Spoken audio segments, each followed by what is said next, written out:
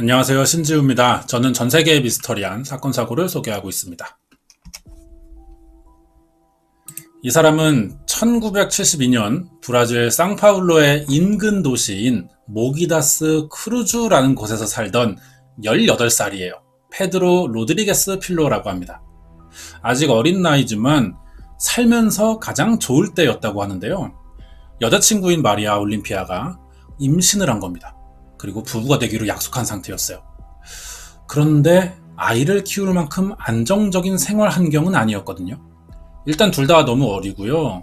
페드로의 직업 때문에 사람들을 피해 살아야 됐습니다. 그럼 직업이 뭐길래 숨어 살아야 되는 걸까요? 페드로는 이 지역의 조직폭력단 소속 갱스터였던 거예요. 지역 깡패라고 보면 되겠습니다. 작은 시골 마을에서 태어났는데 이 모기다스 크루즈라는 곳으로 이사 오면서 조직에 가입한 거죠. 어려서 그런지 유독 겁이 없는 사람이었다고 합니다. 다른 조직과의 큰 싸움이 있었는데 여기서 크게 활약한 거예요. 그러자 조직원 사이에서도 인정받기 시작했죠. 어리지만 뭐 떳떳한 일은 아닌데 그래도 이쪽 세계에서는 나름 커리어가 좀 있는 그런 사람이 된 겁니다. 그러다 우연히 아내가 되는 마리아 올림피아를 알게 됐고요. 동거하던 중 아이까지 생긴 거예요. 그러자 생각이 조금 바뀌기 시작했어요. 아내와 아이를 책임져야 하니까 더 이상 이런 위험하고 불안한 환경에서 지내게 할 수는 없다는 거죠, 가족을. 그래서 조직을 떠날지 고민하고 있었는데 이 고민이 오래 가진 않았어요. 며칠 만에 이 고민을 할 이유가 사라진 겁니다. 무슨 일이냐? 며칠 뒤에 새벽이었어요. 페드로가 집에 들어옵니다. 항상 아내 이름을 부르면서 문을 열었다 그래요. 그런데 이날따라 왠지 집안 분위기가 이상한 겁니다. 아내가 항상 집안을 어둡게 하지 않는 사람이에요. 먼저 잘 때도 항상 작은 불 하나 정도는 켜놓는데 이날따라 집안이 깜깜했다는 거죠. 그리고 너무 조용했습니다. 심지어 공기가 차가운 기분도 들었다고 했어요. 페드로는 마리아의 이름을 부르면서 전등 스위치를 찾아 눌렀죠. 그러자 발밑에 쓰러져 있는 아내가 보인 겁니다. 마리아가 흉기에 찔린 채 뱃속에 아이와 같이 사망해 있는 거예요. 페드로는 복수를 계획합니다. 범인이 누군지는 정확히 알 수 없지만 짐작 가는 사람들이 있긴 했거든요. 얼마 전에 페드로의 조직과 크게 싸운 적이 있는 라이벌 조직이라고 생각했어요. 그래서 아내와 아이의 복수를 위해 페드로는 혼자 산탄총 한 자루만 들고 이 조직원들이 모인 장소로 걸어갔죠. 여기까지만 보면 이제 페드로가 마치 가족의 복수를 하는 영화 주인공 같은 이런 사람으로 보이는데요. 사실 알고 보면 또 그렇지도 않습니다. 페드로 로드리게스는 살인범이에요. 아내와 아이를 죽인 조직을 죽여서가 아니라 그 전인 1968년 14살 때부터 49살이 되던 2003년까지 70명 이상을 살해했다는 거죠. 정확히 파악된 피해자가 71명이고요. 더 많을 것으로 추정되고 있습니다. 경찰은 페드로가 35년간 약 100명 정도를 살해했을 것이라고 발표했어요. 세계 최악의 연쇄살인마 중 한 명인 거죠. 여기서 특이한 건 페드로가 다른 연쇄살인범들과는 약간 다른 특징을 보인다는 거예요. 페드로의 피해자 대부분이 흉악범들이었다는 겁니다. 덱스터라는 미드가 있어요. 살인범을 사냥하는 사이코패스의 이야기인데 페드로 로드리게스는 브라질의 덱스터라고 불린다는 거죠. 범죄자를 차단하고 싶다는 생각을 누구나 해봅니다. 하지만 보통은 상상 수준에서 끝나죠. 실제로 실행하는 경우는 거의 없어요. 페드로의 마음이 어느 정도 이해는 가는데 심지어 14살 때부터 시작했다는 게 굉장히 놀랄만한 일이죠. 어떤 계기가 있었을 겁니다.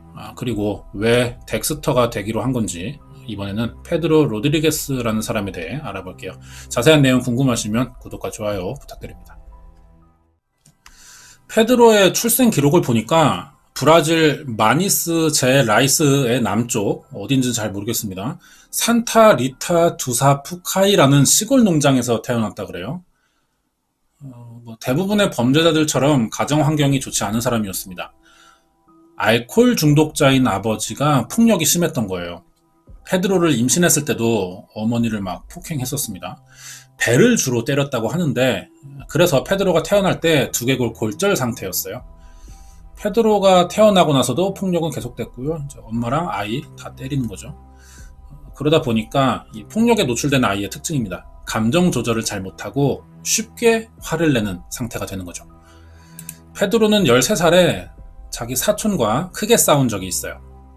이때 처음으로 살인 충동을 느꼈다고 하는데 화를 참지 못해서 이 사촌을 사탕수수 짜는 기계에다 밀은 거예요. 죽을 수도 있었어요. 위험했는데 하지만 다행히 주변 어른들이 발견해서 구출했다고 합니다. 감정을 절제하지 못해 생기는 위기가 계속 있었거든요. 그러다가 14살에 첫 살인을 해요. 심지어 이 피해자가 지역의 부시장인 알프나스라는 사람이었습니다. 아버지가 고등학교 경비원으로 일하고 있었는데 이 학교 주방에서 음식을 훔쳤다는 이유로 해고된 거예요. 그러자 복수를 위해 할아버지의 서랍에 있던 총을 훔쳐 이 아버지 해고의 결정을 내린 부시장을 쏜 거죠. 그리고 실제로 음식을 훔친 뒤 아버지에게 2명 씌운 범인도 찾아가 총을 쏩니다.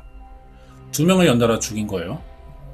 살인범이 된 페드로는 상파울로로 그래서 도망치게 된 거죠.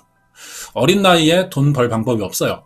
그래서 한동안 상파울로에서 절도와 강도를 저지르는데 그러다 어느 마약상 한 명을 폭행하게 됩니다. 죽일 생각이 있었는지는 모르겠지만 때리다 보니까 이 마약상이 죽은 거예요. 이 일로 페드로가 상파울로 지역 내의 조직원들 사이에서 유명해지기 시작한 거죠. 그래서 그중 한 조직에 스카웃대에 가입한 겁니다. 이렇게 조직원 생활을 시작했고 17살에 아내가 되는 마리아 올림피아를 만나요. 아내가 잘해줬다 그래요. 처음으로 누군가에게 관심을 받게 됐고 거기에 아이까지 생기는 거죠. 자기 아이. 어릴 때 갖지 못했던 제대로 된 가족이 생길 것 같은 기분이 들었어요. 그래서 이제는 나쁜 짓 그만하고 제대로 살아봐야겠다는 생각을 하던 중 갑자기 아내가 살해당했던 겁니다. 페드로는 아내를 죽인 범인으로 추정되는 라이벌 조직 두목 결혼식에 참석합니다. 여기서 총을 쐈어요. 그래서 7명이 사망하고 16명이 다치는데요. 아무리 결혼식이지만 총을 다루는 폭력 조직 23명 이상을 혼자 상대했다는 거죠. 이때 17살밖에 되지 않았습니다. 하지만 벌써 10명 이상을 죽인 사람이 된 거예요. 아내와 아이 복수는 했죠. 하지만 범행은 멈추지 않습니다. 가족과 친하게 지내지는 않았어요, 이 사람이. 하지만 유일하게 친한 사촌 여동생이 한 명 있었거든요. 미성년자였는데 여동생이 임신한 겁니다. 페드로도 비슷한 처지였어요. 그래서 이걸 문제 삼는 건 아니고 여동생 집에서 빨리 결혼식을 올리려고 했는데 갑자기 상대 남자가 자기 아이가 맞는지 못 믿겠다면서 이 결혼을 거절한 거죠. 여기에 화가 난 페드로가 경찰에 수배돼서 도망 다니는 중이었는데도 이 남자를 찾아가 폭행하는데 이때도 죽일 생각은 아니었던 것 같아요. 하지만 폭행하면서 자기도 이제 화를 참지 못하는 거죠. 그러다 결국 총을 쐈어요. 그리고 같은 해 한 명을 더 죽입니다. 이게 페드로가 저지른 가장 충격적인 사건이죠. 자기 아버지였어요. 앞에서 말한 대로 아버지가 오래전부터 아내에게 가정폭력을 저지르고 있었습니다. 그러다 폭력으로 결국 아내가 사망한 거예요. 아버지는 이 사건으로 살인죄로 체포됐고요. 사건이 신문으로 알려지는데 페드로는 상파울로에 있죠. 그래서 신문으로 자기 엄마가 죽은 사건을 알게 된 거예요. 바로 아버지가 수감된 교도소를 찾아갑니다. 자기도 수배 중이었는데 다른 사람 신원으로 면회를 신청해서 들어간 거예요. 1970년대라 절차가 까다롭진 않았던 것 같습니다. 브라질이기도 했고요. 페드로는 칼을 숨겨두고 면회실에 들어갔어요. 그리고 아버지가 면회실로 들어오는 순간 바로 공격하는데 심장을 노렸던 걸로 보입니다. 왼쪽 가슴만 22번 찔렀거든요. 아버지가 그 자리에서 사망했는데 아들이죠. 페드로가 멈추지 않고 심장을 꺼내서 물어뜯기까지 했죠. 굉장히 원한이 오래전부터 강했다 이렇게 볼 수 있습니다. 이제 범행 끝났으니까 도망쳐야 되는데 교도소를 빠져나오는 데까지는 성공하거든요. 하지만 몸에 피가 너무 많이 묻어있던 겁니다. 증거를 남기지 않고 도망가기는 불가능했어요. 결국 1973년 5월 24일에 처음 체포됐죠. 이 사이에 이미 11명을 더 살해한 상태였습니다. 체포 당시 페드로의 왼쪽 팔에 문신이 있는 게 발견됐거든요. 나토포 프레이저라고 써놓은 겁니다. 포르투갈어로 즐거움을 위해 죽인다는 뜻이에요. 그러니까 여태 살인을 저지른 건 복수도 있긴 했지만 동시에 즐거움의 목적도 있었다는 거죠. 페드로가 경찰에 체포되고 이송될 때 옆자리에 다른 범죄자가 타고 있었다고 합니다. 경찰차에. 이 사람은 성폭행으로 체포됐는데 경찰서에 도착해보니까 목이 꺾여 죽어있던 거예요. 이송 도중에 페드로가 죽인 겁니다. 현행범이라 입증 과정이 필요 없었고요.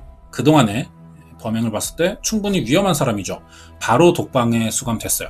여기서 빵 한 조각, 버터 이 정도로 며칠을 보내다가 독방 격리가 해제되면서 본격적인 수감 생활이 시작되는데 이 교도소가 페드로와 비슷한 수준의 범죄자들이 많았습니다. 당연히 치안이 안 좋은 나라기도 하고요. 이 정도의 범죄자들이 모인 공간이에요. 당연히 여기서 질서라는 건 없습니다. 페드로는 거의 시한폭탄 같은 존재예요. 수시로 폭행 사건을 저질렀고 다른 죄수들이 죽어나갔습니다. 페드로의 특징은 같은 범죄자라도 어떤 죄를 지었느냐에 따라 다르게 대했거든요. 특히 어린 여성을 성폭행하거나 목숨을 빼앗은 범죄자들을 굉장히 싫어했습니다. 아마 사촌 여동생과 사망한 아내의 영향이 좀 컸던 것처럼 보여요. 이런 죄를 저지른 사람이면 교도소 안에서 마주칠 때 무조건 때리고 본 거죠. 한 번 시작하면 죽을 때까지 계속됐습니다. 교도관들도 피할 만큼 굉장히 위험한 사람이었어요. 그래서 다른 죄수 여러 명이 페드로를 제압해 보려고 공격을 시도했다가 오히려 이때 3명이 사망하고 2명은 크게 다치기도 했습니다.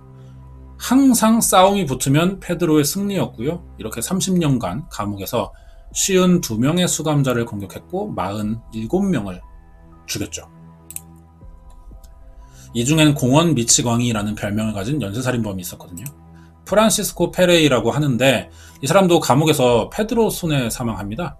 다른 연쇄살인범인 조아 아카시오 데 코스타도 페드로에게 죽도록 두드려 맞았고요. 호메니 라모스라는 살인범은 죽었어요.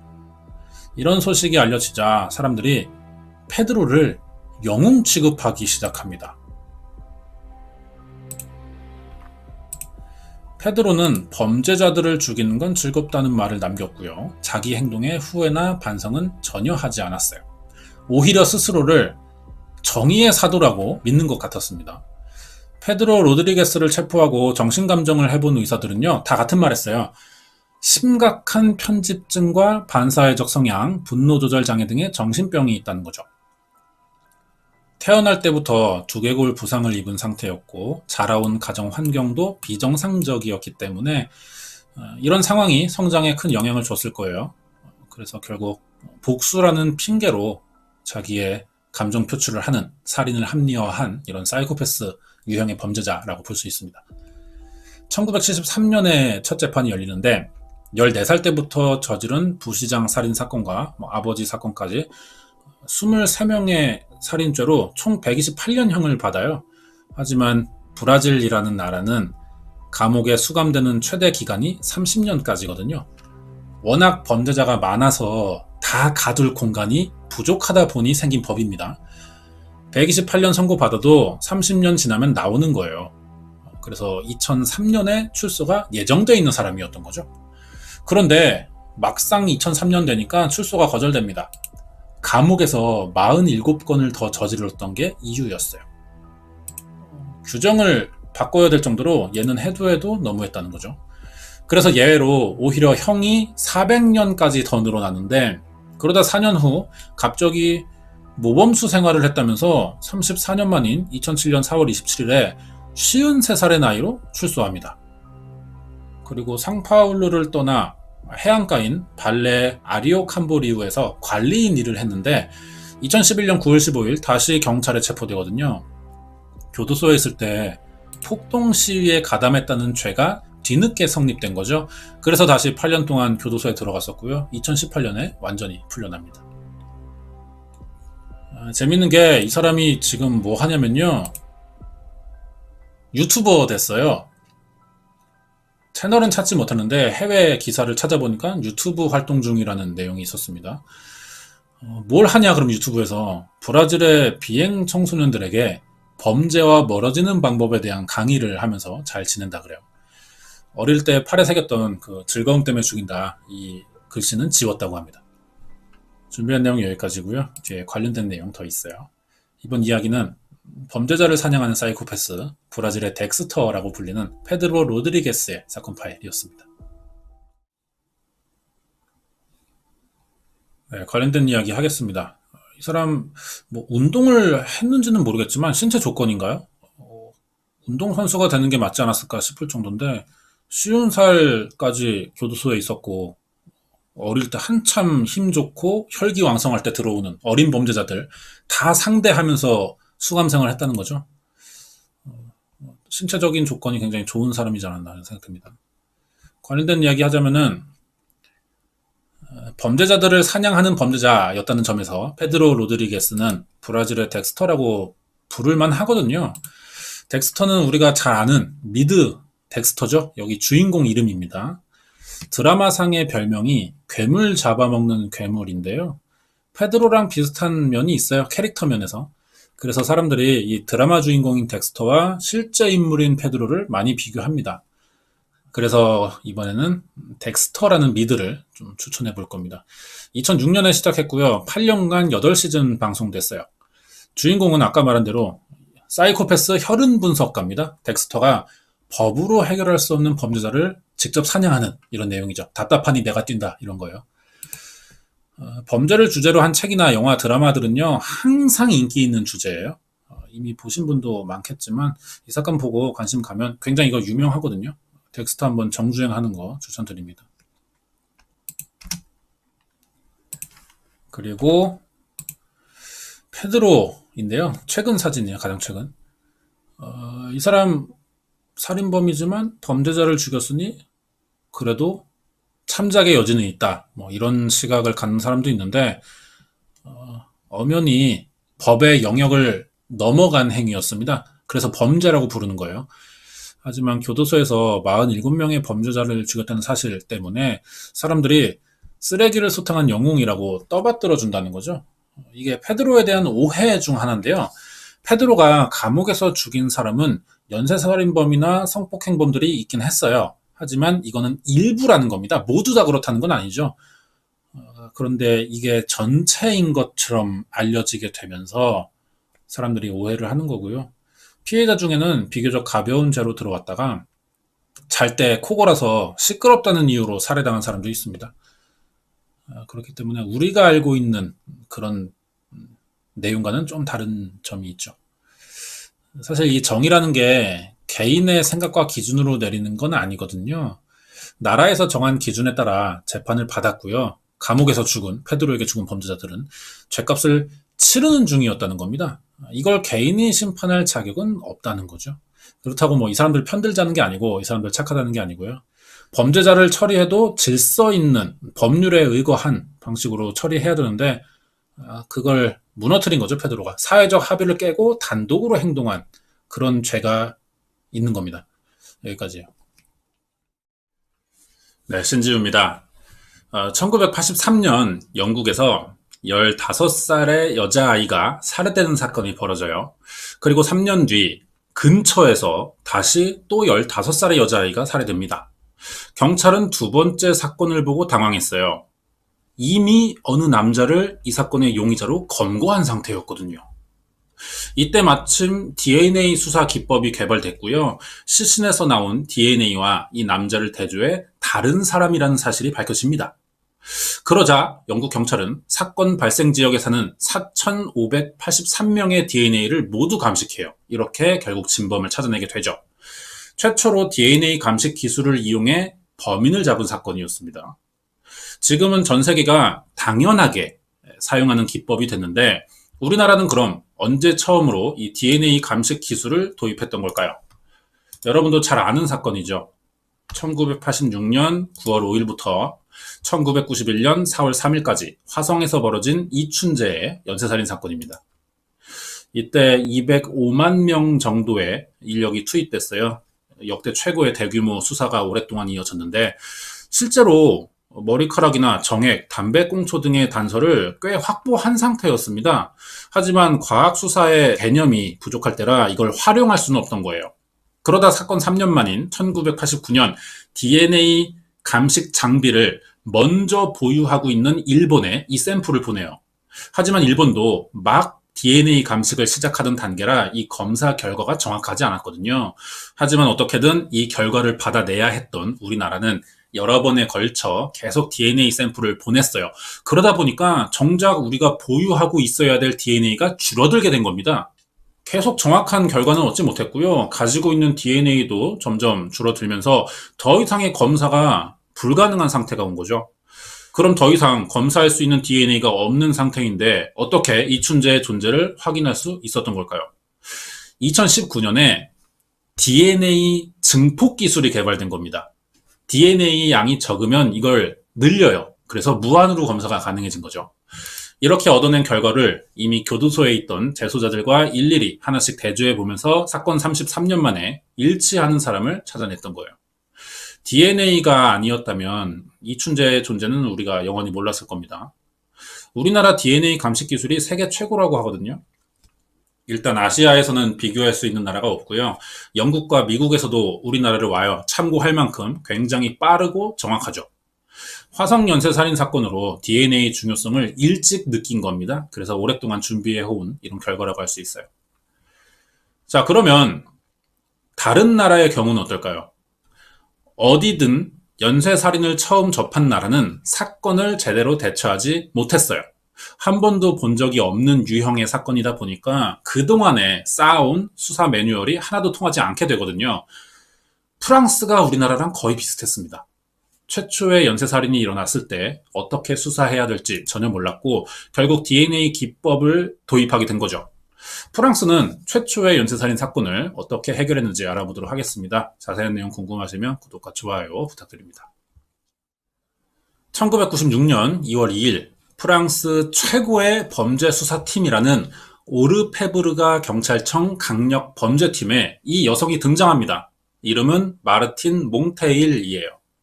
이때도 프랑스에서는 여성 경찰이 흔하지 않았거든요. 아무래도 편견이 있을 거고 이유 없이 실력을 의심받기도 할 거예요. 하지만 마르틴은 경찰 집안 사람입니다. 할아버지, 아빠를 이어서 경찰이 됐고요. 유능하다는 평가도 받으면서 오르페브르가 강력 범죄팀에 여성 최초로 투입될 수 있었던 건데요. 출근 첫날 사무실에 와보니까 서류가 엄청나게 쌓여 있는 거예요. 여러 사건들이었는데 공통점이 있었습니다. 다 프랑스 파리에서 젊은 여성들을 노린 미해결 살인사건이었다는 거죠. 사건을 하나씩 보던 중 마르틴은 두 개의 사건에 관심이 갔습니다.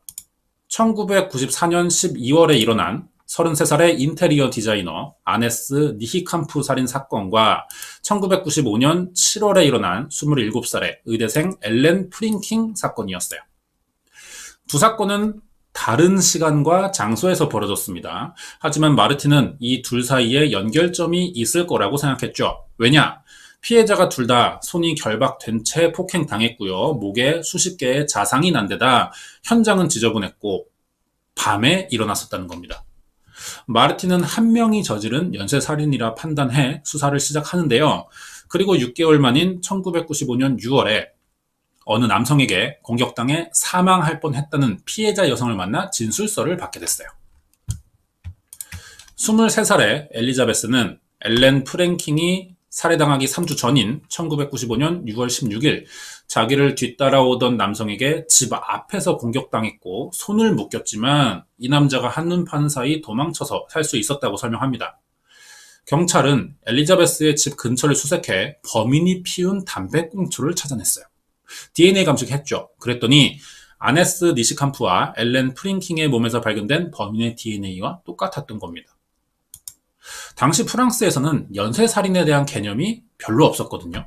그동안 겪어본 적도 없고 미국 같은 나라에서나 일어나는 일이라고만 생각해왔지만 이 범인은 그 미국 같은 나라에서 일어나는 사건들과 너무 비슷해 보였던 거예요. 마르틴은 미수로 끝난 엘리자베스 사건까지 3건을 저지른 이 범인에게 시리얼 킬러의 약자인 SK라는 별명을 붙였습니다.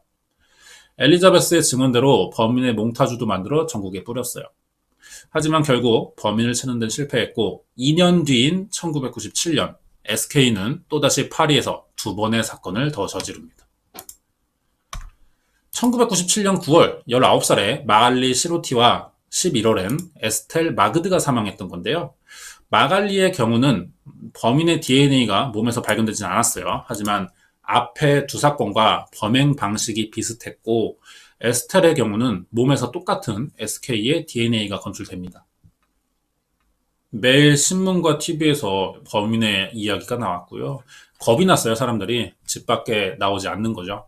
사건이 점점 알려지자 SK는 파리에서 유명한 대광장의 이름을 따 바스티유의 괴물이라는 별명이 또 새로 생겼고요. 이제는 경찰도 사건을 해결하지 못하게 될까봐 걱정이 됐습니다. 마르틴은 어떻게든 사태를 빨리 수습하기 위해 이 SK를 잡아야만 했어요. 1990년대 프랑스는 DNA 데이터베이스 구축에 반대하는 사람들이 많았어요. DNA가 어디까지나 개인 정보기 때문에 국가가 이거를 수집한다는 건 국민 통제고 사생활 침해가 될 수 있다는 이런 생각을 한 거죠. 이 정보들이 악용될 가능성도 있고요. 예를 들면 우리가 이름과 전화번호, 주소를 이용해 인터넷에 가입하고 아이디를 만들어요. 그러니까 개인정보를 제출하면서 인터넷을 사용하는 겁니다, 우리나라는. 하지만 이런 정보들이 해외로 유출됐다는 기사를 한 번씩은 다 봤을 거예요. 그래서 스팸 문자와 이메일이 오는 거죠. DNA도 같은 방식의 피해가 생길 수 있다는 걸 프랑스는 1990년대에 예상했던 거죠. 하지만 사건을 담당한 마르틴은 어떻게든 SK의 정체를 알아내고 싶었어요. DNA가 이 연쇄살인 사건의 유일한 해결 방법이라고 생각한 겁니다.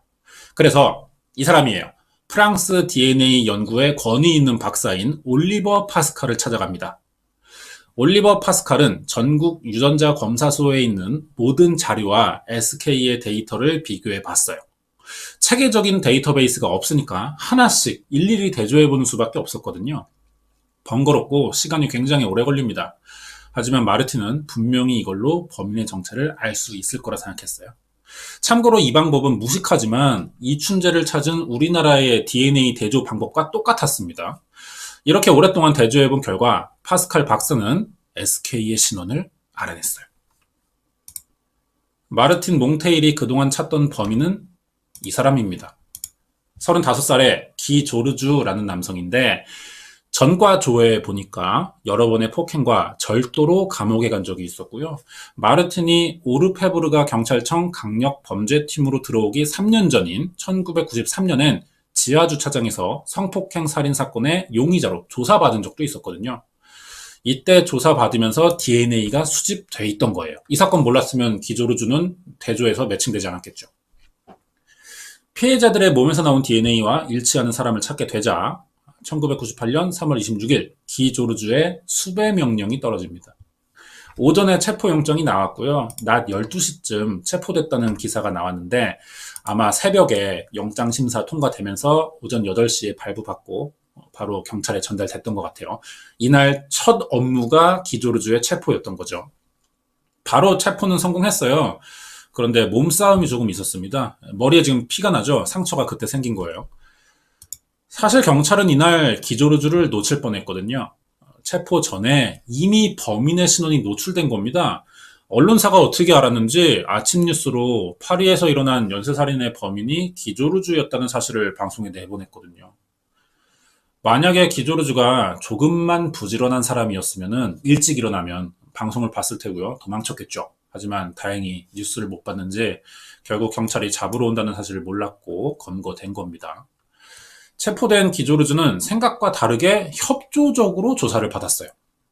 시작은 살인 4건과 1건의 미수 혐의를 받고 있었지만 조사하다 보니까 3건이 더 있는 겁니다. 이 사람들이에요. 1994년 27살의 마케팅 직원인 캐시 로세와 22살 엘자 베나디, 1991년엔 19살의 학생인 파스칼 에스카르파이 사건인데요.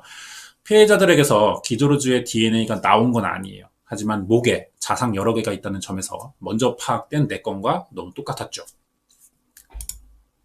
기조르주는 자기가 8건의 사건을 저질렀다고 모두 인정했습니다. 증거로 범인 찾았고요. 자백까지 받았어요. 이 정도면 무기징역 이상은 충분해 보이거든요. 마르틴 몽테일은 바스티유의 괴물 사건이 해결됐다고 생각했어요. 하지만 기조르주의 재판 과정이 생각보다 쉽지 않은 겁니다. 2001년 3월 19일 첫 재판이 열려요. 기조르주가 말을 싹 바꿔버린 거죠. 다친 이마 보여주면서 경찰에 진술한 내용은 전부 폭행과 협박에 의한 거짓 자백이었다고 하는 겁니다.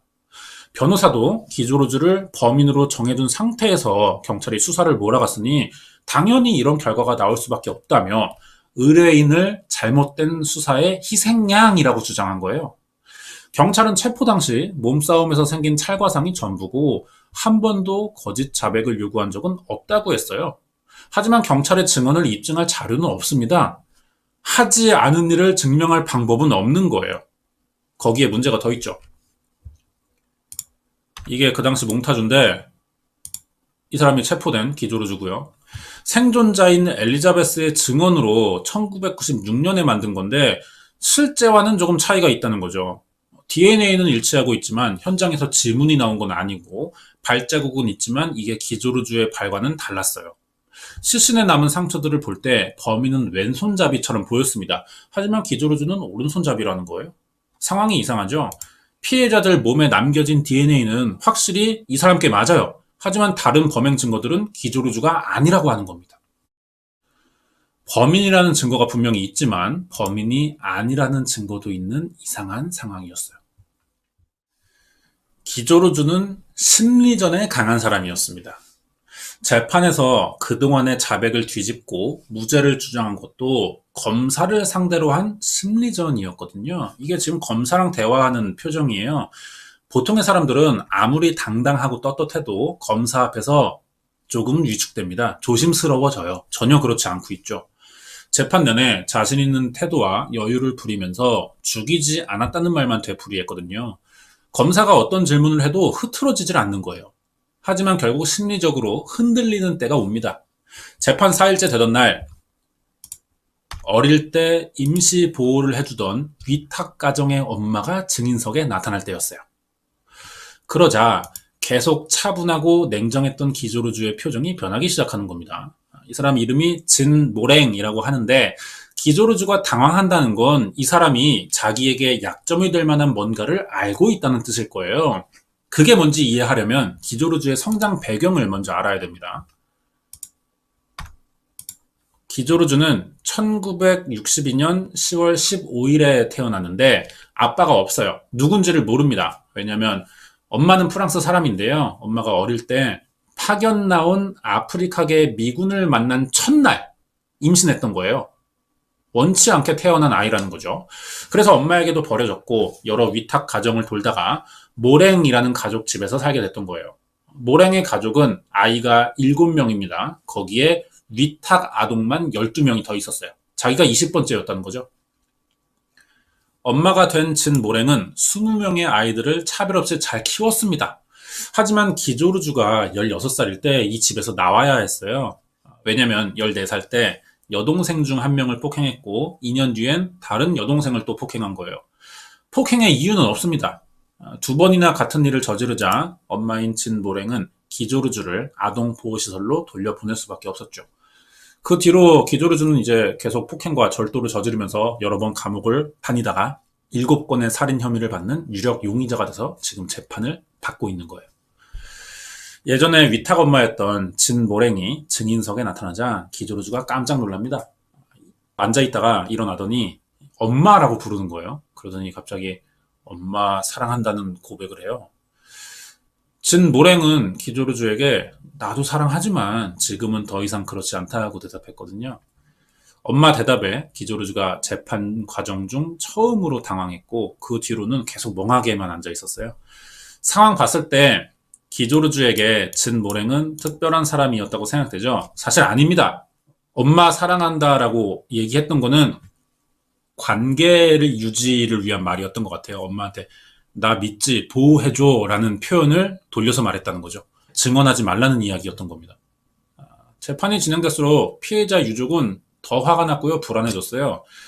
특히 DNA가 발견되지 않은 사건의 피해자 가족들은 이게 증거 부족으로 범행이 인정되지 않을 가능성이 있었거든요. 만약 그렇게 되면은 기조루주는 DNA가 발견된 3건에서만 유죄를 받고 의외로 형이 약하게 나올 가능성도 생기게 되거든요. 피해자 쪽에도 변호사들이 있어요. 여러 명이었는데 그중 한 명이 이 사람입니다. 30살의 솔랑주 두미익이에요. 재판 내내 질문보다는 계속 기조루주를 관찰하는 데만 집중했던 사람이거든요. 그러다 갑자기 뭔가를 발견하고 드디어 질문을 시작하는 거예요. 질문 내용이 정말 오른손잡이가 맞냐고 물어본 겁니다. 맞긴 하거든요. 하지만 왼손도 사용하는 거를 재판 중에 솔랑주가 발견했던 거예요. 기조루주에겐 양손잡이일 가능성이 있다는 거죠. 당황한 기조루주는 손을 한번 들면서 반박할 준비를 했어요. 그런데 이 손 모양이 마치 칼을 쥔 것처럼 보인 겁니다. 솔랑주 눈에. 이 순간을 놓치지 않고 다시 질문하는 장면인 거예요, 이게. 지금 이 손 든 거 무슨 의미냐? 누굴 때리거나 칼로 찌를 때도 그렇게 오른손을 쓰냐라고 하니까 기조루주가 그렇다고 했거든요. 칼로 찌를 때라는 질문에 긍정해버린 거죠. 그동안 기조루주는 시신에 남겨진 상처가 왼손잡이고 자기는 오른손잡이니까 범인이 아니라는 방어 논리로 버텨오고 있던 건데 스스로 양손잡이의 가능성을 만들어주는 순간이었어요.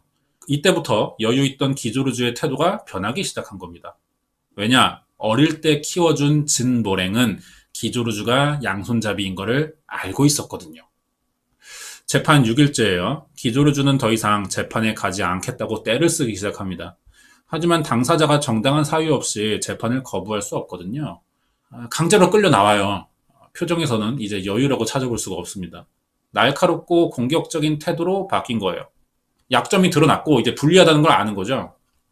마지막 재판이 열리던 날엔 유일한 생존자인 엘리자베스도 나왔고요. 기조루주는 더 이상 빠져나갈 방법이 없다고 생각했습니다. 이날 마지막 재판이고요. 피해 측 변호사는 기조루주에게 7번의 질문을 했어요.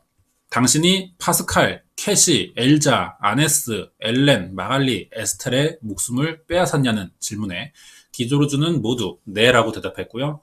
범죄 사실을 다 인정하면서 피해자와 가족에게도 사과를 합니다. 이렇게 기조루주는 22년간 가석방이 불가능한 종신형을 선고받으면서 사건이 끝났어요.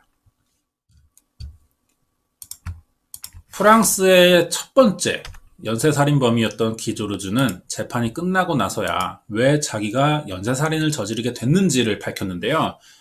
보통의 연쇄살인 사건은요, 범인의 성향이 반영됩니다. 감정 해소예요. 그렇기 때문에 피해자를 고르는 기준이 일정하고 범행 방식도 거의 비슷한 거죠. 이거를 시그니처라고 부르는 거고요. 하지만 이 사건은 경찰이 봤을 때 피해자들의 얼굴이 모두 예쁜 편이라는 것과 파리 동부에 산다는 점 외에는 아무것도 발견하지 못했어요. 피해자들의 나이나 생김새, 직업이 다 달랐다는 겁니다. 그래서 물어봤더니 기조루주는 그 사람에게서 느껴지는 긍정적이고 밝은 에너지를 보고 피해자를 골랐다고 말하는 거예요. 심리검사해보니까 병적인 자기애와 집착, 우월감에 빠져 있었다는 소견이 나왔거든요. 그래서 밝은 에너지를 가졌고 상대적으로 공격하기 쉬운 여성을 노리는 과정에서 자신의 강함과 우월감을 좀 느꼈던 겁니다. 감옥에 들어간 지 22년 만인 2020년 3월부터 기조루주는 가석방 신청이 가능해졌어요. 하지만 예상외로 신청하지 않습니다. 자기가 직접 앞으로 풀려날 일은 없을 테니 모두 안심하라는 말을 했는데 자세한 이유는 모르겠지만 자기가 가족이 없다는 데서 좀 자격지심이 있는 것 같아요. 밖에 나오면 또 여러 사람들 마주치고 범행 당시에 패배감이 느껴지겠죠. 가족 없는 사람이라는. 그러면 또 사건을 저지를지도 모른다는 생각을 스스로 하는 것 같습니다. 준비한 내용 여기까지고요. 뒤에 관련된 이야기 남아있어요.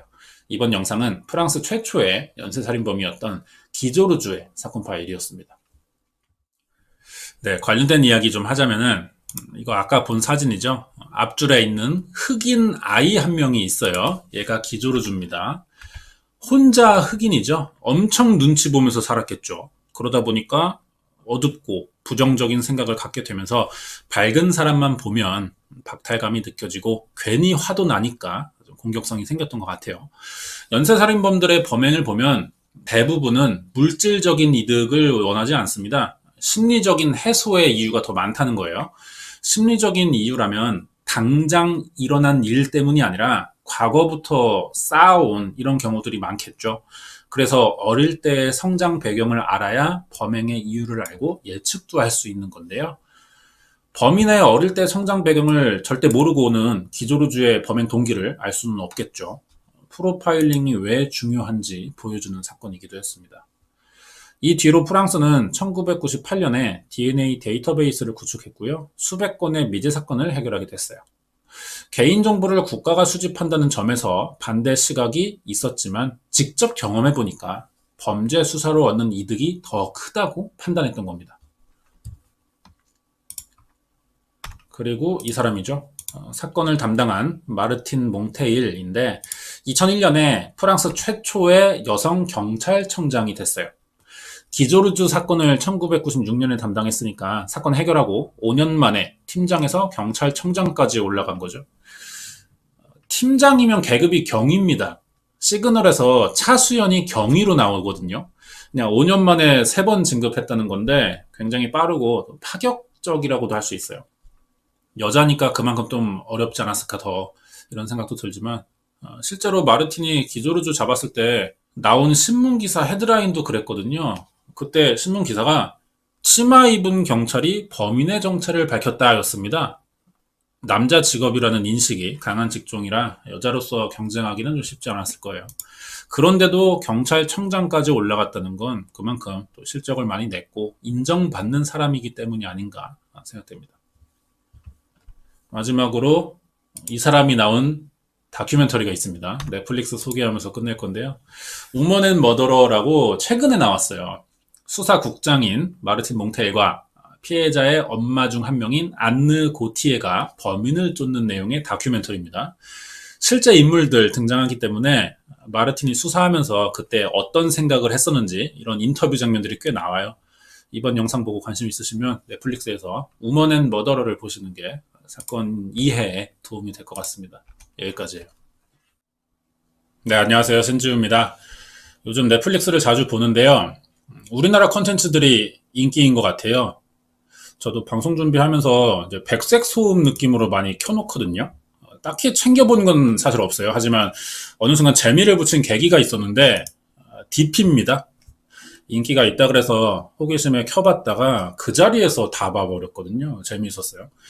DP는 군대 이탈자의 체포를 담당하는 보직인 디저털 퍼스트를 줄임말이죠. DP 병사들의 탈영병 체포 과정과 탈영의 이유를 알아가는 과정이 주제예요. 뭐 군대를 갔다 와서 그런지 익숙한 배경이고요. 겪진 않았어도 안의 내용을 다 이해할 수 있는 그런 부분들이 많았습니다. 군대의 목적은 국가와 국민의 수호라고 할 수 있어요. 설명대로면 이게 명예직 같은데 사실은 그렇게 명예로운 경우가 딱히 없다는 겁니다. 왜냐? 우리나라가 징병제이기 때문이죠. 예전에는 TV 한 대가 전부였던 생활관에 이제는 게임기가 생겼고요. 잠도 침대에서 자기 시작했어요. 최근에는 스마트폰 사용도 허락됐습니다. 이렇다 보니까 요즘 군대가 군대냐 뭐 이렇게 이야기하는 사람들이 있거든요. 주로 예전에 갔다 온 사람들이 이제 가야 할 사람들에게 하는 말인데 이 말은 틀렸다는 겁니다. 시대는 변하는데 아직도 8, 90년대 군대를 생각하는 건 너무 올드스쿨한 마인드 같고요. 아무리 군대가 변해도 대부분은 가고 싶지 않습니다. 왜냐? 우리나라가 징병제이기 때문이죠. 징병제로 소집된 군대는 아무리 시설이 편리해져도 힘들어요. 이유는 군대가 기본적으로 자유를 박탈당한 채 누군가의 명령에 복종해야 되는 그런 집단이기 때문입니다. 인간에겐 그만큼 자유와 권리가 중요해요. 하지만 군대를 가는 순간 이 두 가지가 거의 사라지기 때문에 군대 안에서 누구나 스트레스를 받을 수밖에 없다는 거죠. 스트레스가 쌓이는 인간에게 폭력성은 생길 수밖에 없고요. 이걸 최대한 줄이는 게 군대의 목적이에요.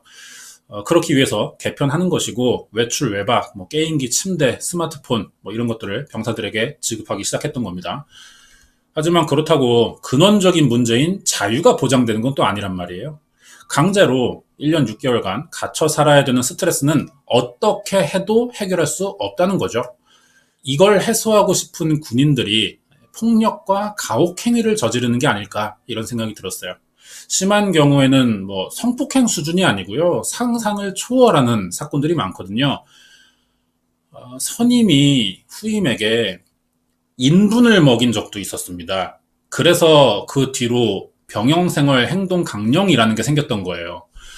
탈영을 하는 가장 큰 이유 중 하나가 바로 이 폭행과 가혹행입니다. 당연히 모든 군대가 다 그렇다는 게 아니라 인간의 기본 심리와 이 징병제의 단점이 맞물렸을 때 일어날 수 있는 부정적인 상황을 이야기하는 거고요. 대부분은 다 자기 미래를 위해 심각하지 않은 수준의 당장의 불합리함은 다 참고 순응합니다. 하지만 우리가 봉디쌤 같은 사람이라면 전역한 뒤에도 정상적으로 계속 잘 살아갈 수 있겠냐는 거예요. 폭행과 가혹행위는 우리나라 군대의 최대 문제점 중 하나인데 저는 이게 자유를 박탈당하는 이 징병제도에서 시작된다고 생각합니다. DP를 보면서 궁금했던 건 징병제를 하는 다른 나라도 이런 비슷한 경우들이 있을까 하는 생각이었어요. 그래서 해외는 어떤지 찾아보다가 이번 사건을 준비하게 됐거든요. 러시아에도 이 DP에 나오는 봉디쌤 같은 사람이 있었던 겁니다. 군대에서 폭행과 가혹행위를 당한 사람이 전역하고 나서 저지른 사건이에요. 이 사람 별명이 크라스노야르스크의 야수라고 합니다.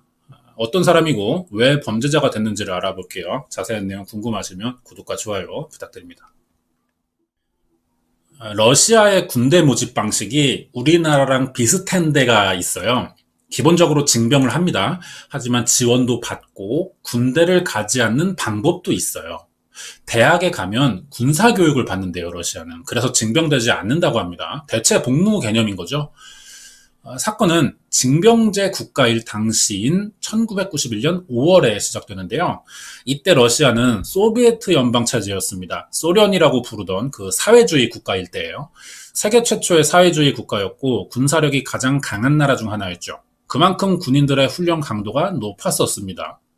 그래서인지 어느 날 극동 지방의 부대에서 탈영 사건이 일어난 거예요. 문제는 이게 탈영으로만 끝나는 게 아니라 탈영병과 같이 근무하던 선임 병사가 사망했다는 거죠. 당연히 탈영한 군인을 이 사망 사건의 유력 용의자로 생각할 수밖에 없어요. 일반인의 살인과 군인이 저지른 부대 안에서 일어난 살인은 성격이 완전히 다릅니다. 범인 하나 잡고 끝날 수 있는 문제가 아니에요. 군대는 책임져야 할 사람들이 너무 많아진다는 거죠. 부대가 급해졌어요. 그래서 해당 부대 병사들뿐 아니라 주변 지역 부대에도 다 연락을 해서 굉장히 많은 인력을 동원합니다. 대규모 수색을 했고 내부 자체 조사도 들어갔거든요. 그러자 살해당한 군인은 평소 후임들을 자주 괴롭히고 폭행하던 사람으로 밝혀졌어요. 그리고 탈영한 군인은 사망한 이 선임에게 입대하면서부터 탈영하던 날까지 수시로 폭행과 가혹행위, 따돌림을 당하고 있던 피해자였던 겁니다. 자기를 괴롭히던 사람에게 보복하고 탈영했다는 이야기예요. 이 사건 전까지만 피해자인 거죠. 지금부터는 탈영한 살인범이 됩니다. 하지만 대규모 수색에도 범인을 찾는 데 실패하면서 이게 소련군 최악의 군 내부 범죄 사건으로 남게 됐거든요. 그러다 4년이 지난 1995년 10월 이 사건의 범인이 러시아 중앙지역의 크라스노야르스크라는 곳에서 체포된 거예요. 하지만 체포된 이유는 탈영이 아니었다는 거예요. 그럼 혐의가 뭐냐? 18건의 성폭행과 40건의 강도, 15건 이상의 살인 때문이었다는 거죠. 이 사람이 3년간 러시아 크라스노야르스크에서 연쇄살인을 저지른 바딤 에르쇼프라고 합니다. 체포 당시 22살이었으니까 선임을 죽이고 탈영할 때 나이는 18살이었던 거예요. 1991년 5월에 탈영하면서 주 혐의인 성폭행, 살인, 강도 외에 납치와 불법 가택 침입, 절도까지 대부분의 강력 사건을 저질러 왔다는 건데요. 연쇄살인범들은 어릴 때 겪은 충격적인 경험이 자라면서 성격이나 가치관에 안 좋은 영향을 주고 이 문제를 스스로 조절하지 못해서 범죄를 통해 해소하는 경우가 많습니다. 그러면 이 바딤 에르쇼프도 어릴 때 환경에서 범행의 이유를 찾아볼 수도 있을 거라는 생각이 드는데 공개된 어릴 때의 기록이 거의 없어요. 이건 그만큼 평범했기 때문에 기록될 만한 내용이 없는 걸 수도 있다고 생각되거든요. 확인 가능한 바딤 에르쇼프의 첫 기록은요, 1973년에 이 크로스노 야르스크에서 태어났고 1991년인 18살에 군대를 들어갔다는 게 전부입니다. 이때 소비에트는 17살에서 24살 사이의 남자들이 징집 대상이었어요. 2년간 훈련을 받아야 될 때였습니다. 바딤도 고등학교 졸업하면서 이 극동지방의 부대로 입대했던 건데요. 법적으로 성인이긴 하지만 막 20살이면 아직 갑작스러운 환경 변화에 민감할 나이입니다. 이런 데다가 처음 만나는 다양한 사람들과 한 공간에서 생활해야 된다는 게 쉽지 않아요. 그것도 강제로요. 적응을 잘 하는 사람도 당연히 있죠. 하지만 성향상 이게 어려운 사람도 있습니다. 바딤은 어려운 쪽이었던 것 같아요. 명령에 절대적으로 복종해야 되는 군대 문화와 사소한 행동까지 바꿔야 되는 제식 생활이 이해되지 않았고 받아들일 수가 없던 거죠. 이미 군대에 들어와 적응해 있던 선임들 눈엔 이런 게 일종의 반항처럼 보일 수도 있습니다. 바딤의 선임들이 그런 사람이었던 거예요. 이 군대 문화에 폭력이 생기기 쉬운 이유는 계급이 절대적인 신분이라서 그렇습니다.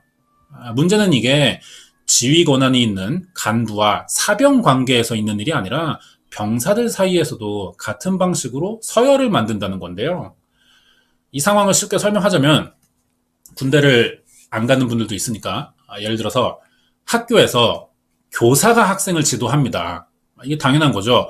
그런데 3학년이 2학년만 따로 화장실에 부르는 경우가 있어요. 이유는 1학년들이 인사를 안 하고 다니니까 잘 가르치라는 겁니다.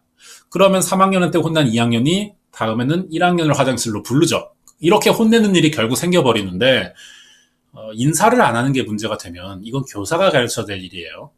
아무리 선배라도 권유 정도에서 끝나야지 교육을 시킬 수는 없다는 겁니다. 그런데 이걸 같은 학생들끼리 하고 교사는 알면서도 방관한다는 거죠. 이게 학교 폭력의 시작이거든요. 똑같은 문제가 군대에서도 일어납니다. 누군가 군대 문화를 이해하지 못하고 적응이 안 되면 간부가 해결해야 될 일이에요. 그런데 보통 부대에서는 이 교육을 한 달이라도 먼저 들어온 군대 선임이 맡고 있다는 거죠. 같은 병사끼리는 교육을 할 수가 없어요. 왜? 군대 들어올 때 병사의 교육이라는 건 안 배우거든요. 이걸 배운 사람이라서 간부가 되는 거고요. 그래서 지휘 권한을 갖게 되는 겁니다. 배우지 못한 사람이 교육이라는 걸 하게 되니까 잘 되지 않고요. 결국 폭력을 동원할 수밖에 없는 거죠. 군대에 적응하지 못한 바딤이 이런 상황을 겪고 있던 거예요. 처음엔 폭언이나 가벼운 툭툭 치는 정도의 수준이었지만 그래도 고치지 못하니까 폭행 수위가 세지기 시작했고요. 병사들이 따돌리기도 했어요. 나중엔 아무도 바딤에게 관심을 갖지 않아서 바딤이 탈영하던 날 정확히 부대에 어떤 일이 있었는지 아는 사람도 없습니다. 하지만 실신으로 발견된 선임이 평소 바딤을 괴롭히던 주동자라는 걸 봤을 때 아마 바딤은 이날 충동적으로 범행을 저지르고 붙잡히지 않기 위해 탈영했다고 봐야 될 것 같아요. 이게 바딤 에르쇼프 연쇄살인 사건의 첫 범행이 됩니다. 그렇다면 어릴 때 겪은 어떤 경험 때문이 아니라 군대에서 겪은 폭행과 괴롭힘으로 여기서 생긴 정신적인 충격을 해소하기 위한 목적에서 범행을 저지르기 시작했다고 보는 게 더 타당하다는 생각이 들어요. 자, 바딤이 선임을 살해하고 탈영해 도망친 곳은 크라스노야르스크라고 합니다. 태어난 곳이기도 해요. 숨어 살려면 아무래도 익숙한 환경이 유리하다고 판단했던 것 같은데 여기가 러시아의 정중앙 지역입니다.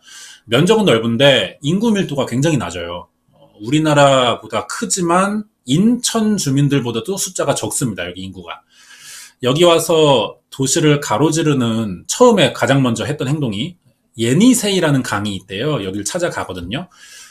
범행 계획을 세우고 간 건지는 모르겠는데 여기서 우연히 혼자 있는 16살의 여학생을 발견한 겁니다.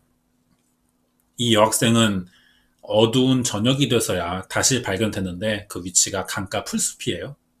머리를 다쳐서 쓰러져 있는 걸 지나가는 사람이 발견했거든요.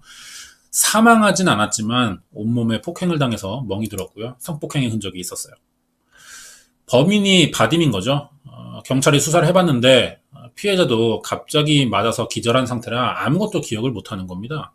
그 뒤로도 바딤은 비슷한 범행을 계속했지만 잡히지 않거든요.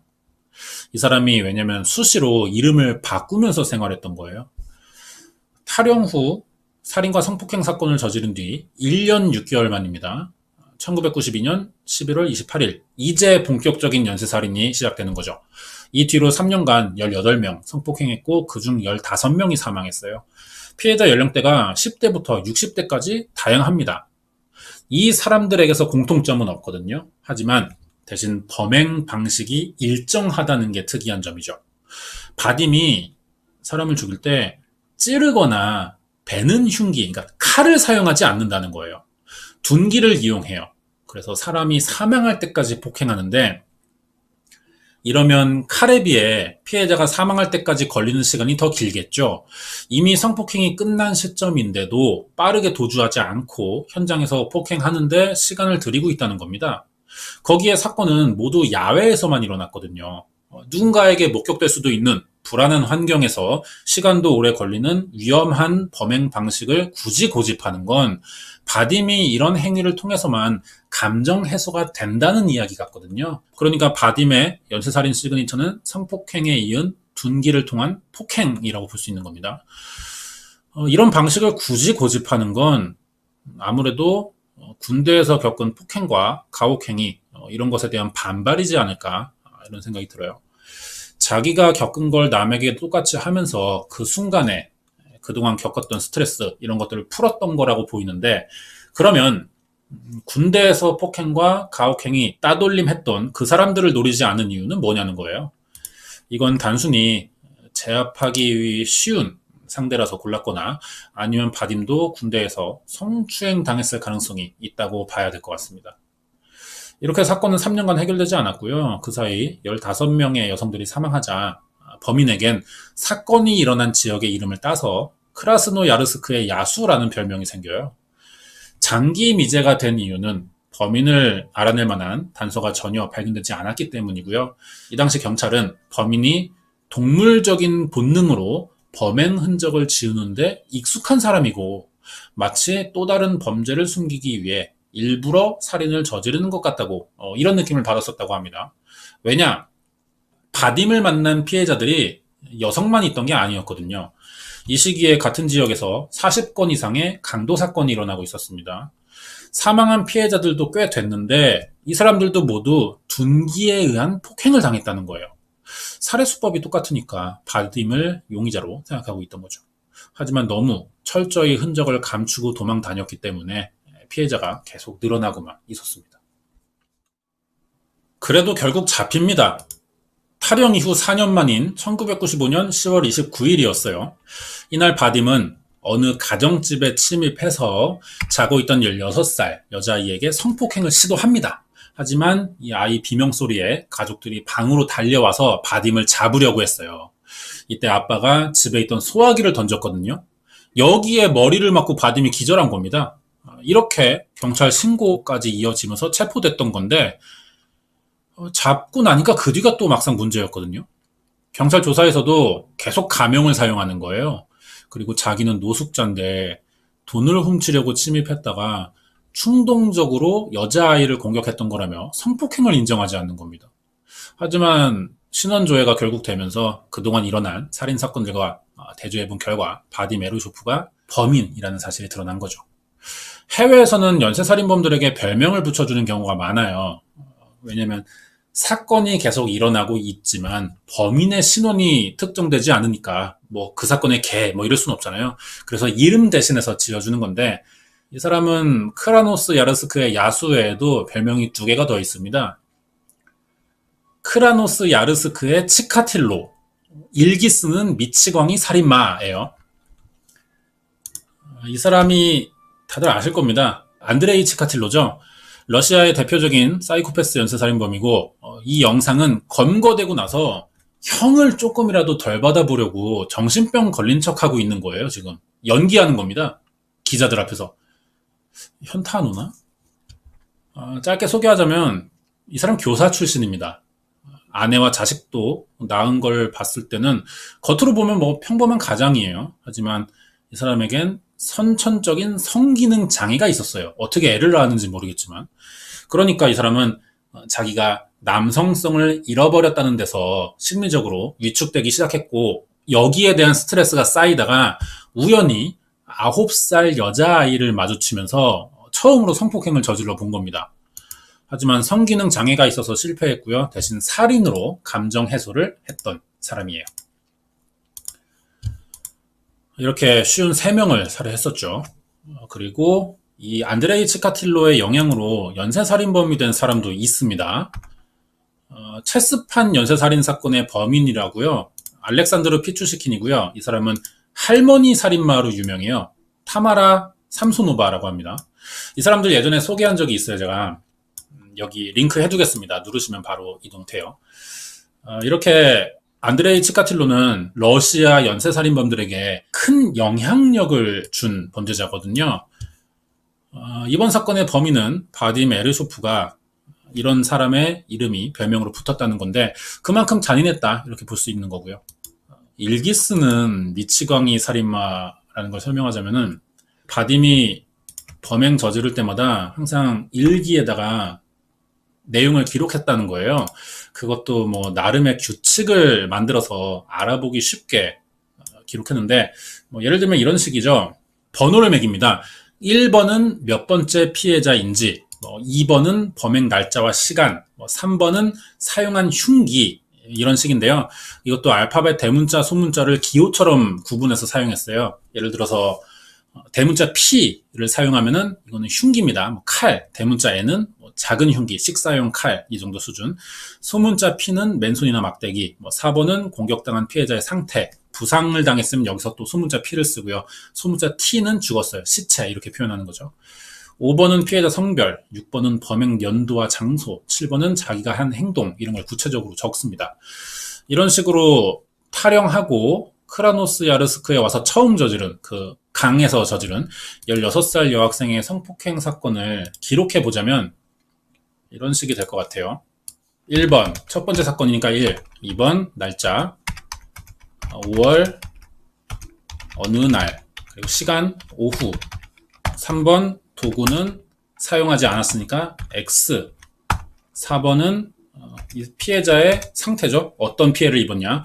부상을 당했으니까 소문자로 P를 쓰고요. 그 다음에 성별 5번은 여성 6번 장소죠. 예니세이 강 근처 그리고 날짜 1991년 그리고 7번 어떤 행위를 했는가 성폭행 이렇게 적는 거죠. 이런 식으로 자기가 언제든지 다시 알아볼 수 있게 저지른 사건을 기록한다는 거예요. 체포되고 처음엔 3건의 성폭행 용의자로만 의심했었는데 이 사람 집을 수색하면서 흉기와 이 일기장이 나왔던 겁니다. 외부에 공개하지 않은 범행 수사 내용을 그대로 알고 있으니까 이게 결정적인 증거가 된 거죠. 이렇게 검거됐던 거예요. 바딤은 이렇게 자기가 범인이라고 증명하게 될 일기를 써온 건데 왜 그랬냐는 겁니다. 이게 연쇄살인범들의 특징 중 하나예요. 자기가 저지른 사건을 나중에 다시 떠올리기 위해서 되새김질 하듯이 그 순간을 기록하는 겁니다. 방법은 여러 가지죠. 피해자의 물건이나 신체 일부를 수집하고 아니면 사건 현장을 다시 찾아가 보기도 하는데 바딤이 이런 사람이었어요. 피해자들에게서 뺏은 옷이나 여권, 소지품들을 트로피 삼아서 모았습니다. 그리고 범행 현장을 다시 가보기도 했고요. 신문에 나오는 자기 사건 기사를 스크랩해두기도 했다는 거죠. 정신의학 전문가들이 바딤 에르쇼프의 심리 상태와 정신병 여부를 검사해 본 적이 있어요. 바딤은 성기능에 문제가 있고 가학적인 행동에 관심을 보이는 이상심리와 성폭행 살인에 대한 욕구가 아주 높다는 결과가 나왔거든요. 한마디로 정신병이 있다는 거죠. 그렇기 때문에 감옥보다 치료를 먼저 받아야 한다는 소견이 나오게 된 겁니다. 그런데 법원의 생각이 또 달라요. 판사는 바딤이 정신병을 흉내내는 정상인이라고 판단했어요. 자기가 하는 행동들이 어떤 결과를 가져오는지 충분히 인지한 채로 범행을 저지른 것으로 보인다면서 모든 사건에 유죄를 선고합니다. 여기서 끝이 아니죠. 재판 끝났다고 해서 탈영병 신분이잖아요. 바로 군사재판을 또 받아야 됩니다. 1998년 6월 시베리아 군사지방법원도 살인 후 탈영을 인정하면서 이 사람에게 총살형을 선고했어요. 변호사가 있었는데 조금이라도 형을 낮춰보려고 항소를 준비해보려고 했습니다. 하지만 의외로 바딤이 자기는 이제 삶에 대한 의지가 없다면서 이 선고를 받아들이기로 한 거예요. 그래도 변호사가 포기하지 않고 바딤을 설득합니다. 항소했어요. 성폭행과 연쇄살인이 인정된 상황에서 사실 변호사가 뭐 이렇게까지 할 필요는 없다고 생각되는데, 그런데도 항소를 진행했다는 것은 이 변호사가 다른 생각을 하고 있는 것 같기도 합니다. 이 기회에 이름도 알려보고 그래서 몸값을 높여보겠다는 뭐 이런 변호사들이 있긴 하거든요. 가끔 스타병에 걸린 변호사들이 있어요. 누가 봐도 뻔한 사건을 굳이 맡으려고 하는 경우들이 있죠. 1999년 1월 결국 군사 대법원에서 재심이 열리는데 이번에도 사형이 유지됩니다. 그런데 러시아는 1996년부터 사형 집행을 하지 않고 있어요. 그래서 이 사람은 지금도 감옥에 있습니다. 교도소 이름이 귀여운데 블랙 돌핀 프리즌이라고요. 검정 돌고래 교도소죠. 여기서 22년째 수감 중이라고 합니다. 이 사람의 범행 동기는 군대에서 겪은 폭행과 따돌림 때문인 것 같아요.